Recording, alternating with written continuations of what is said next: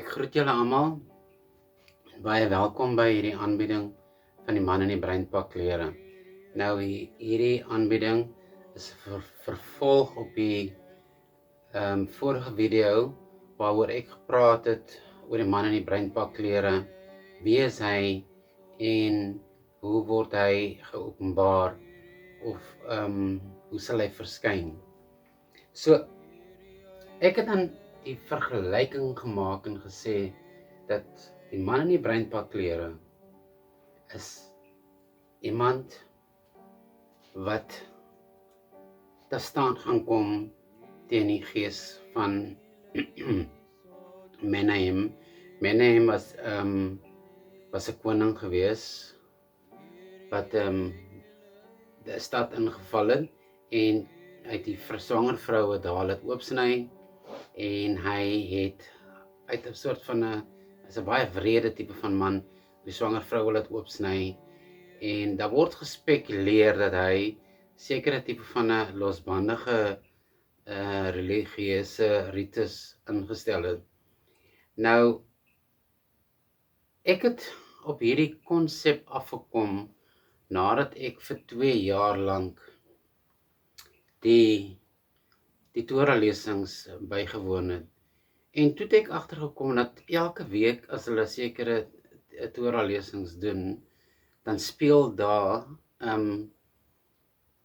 in daardie week of in daardie tyd speel daar soos in 'n mikrokosmos van die makrokosmos speel daar klein goedjies of gedeeltes van goeters af wat herhaal word, maar wat in die Bybelse tyd reeds klaar gebeur het. En in die begin het ek gedink, maar dit is snaaks dat hoekom gebeur dit nou? So dan het ek altyd 'n soort van ek het daaroor gewonder en totdat ek die boeke van Jonathan Cahn gelees het.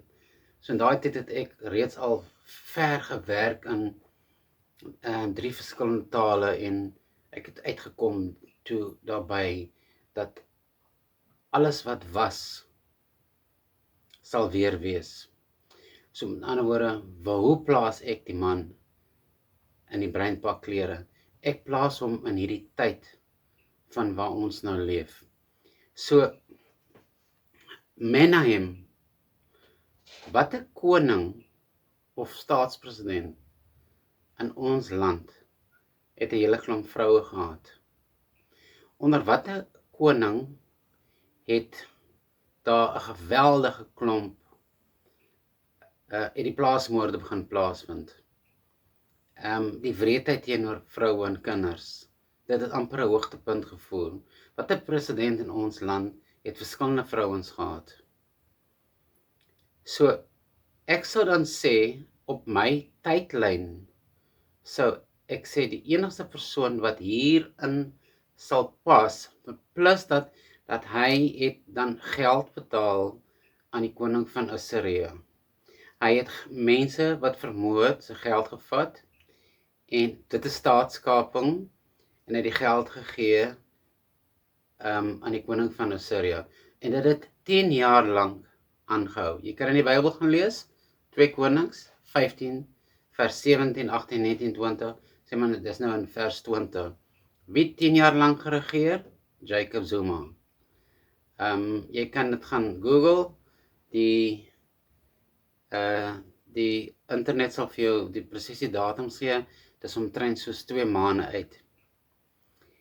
Nou in opvolg, na Jacob Zuma, het sy seun, Pekahia, die koning geword. Pekahia, met ander woorde nou, as jy dit kyk, dit is nou soos 1000 jare later, so dit sal nie presies, sê maar nou byvoorbeeld ek sê vir julle, in die mikrokosmos van die makrokosmos, en dit is dikwels in 'n mindere of in 'n meerdere mate wat dit afspeel. So ek kan nie vir jou vooraf bepaal en sê hoeveel en wat 'n groot mate speel dit af nie. So met ander woorde sy seun, dan kan dit ook iemand wees wat uit dieselfde ras uitkom of uit dieselfde agtergrond uitkom en sy opvolg wat die persoon wat hom opgevolg het was Cyril Ramaphosa. Nou die Bybel se parallel dan, sê maar nou in hierdie verskillende konings wat nou na Menahem regeer. Kom ons by Pekahia, en die Bybel sê hy het ook gedoen wat verkeerd was in die oë van die Here, en hy het nog steeds geld gegee aan Assirië. So met ander woorde, op een of ander stadium moes daar in hierdie geval wie het die regering van die huidige regering geld gegee? Rusland. Soldate opgelei, mense opgelei. So en op een of ander stadium niks wat Rusland doen sal verniet wees nie. So met ander woorde, hulle wil of grondstowwe hê of hulle wil iets in ruil daarvoor hê. So met ander woorde, daar's goederes wat gelewer was aan Assirië. So met ander woorde, as die ANC regering hierdie Bybelse tydlyn volg, wat ek nou vir julle van vertel het, dan beteken dit dat hy nog steeds geld gegee het aan, sê maar byvoorbeeld Rusland of China, een van daai twee lande.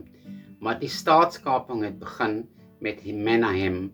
Hy het die persone van vermoë se geld begin vat, en hy het dit begin om dit te verdeel, en hy het dit vergee vir sy eie mense, of hy het dit gestuur vir Assirië, maar daai geld is gesteel, en snaaks in ons land was dit die Guptas geweest, dit was Indië, mense van Indiese afkoms het gebaat by staatskaping, en dit is feite wat julle kan gaan oplees. So, nou, wat gebeur het in Cyril Ramaphosa, as hy die parallel van hierdie Bybelse koning Pekahia volg, beteken dit binne die 2de jaar van sy regering, moes daar 'n tipe van 'n split gewees het van iemand wat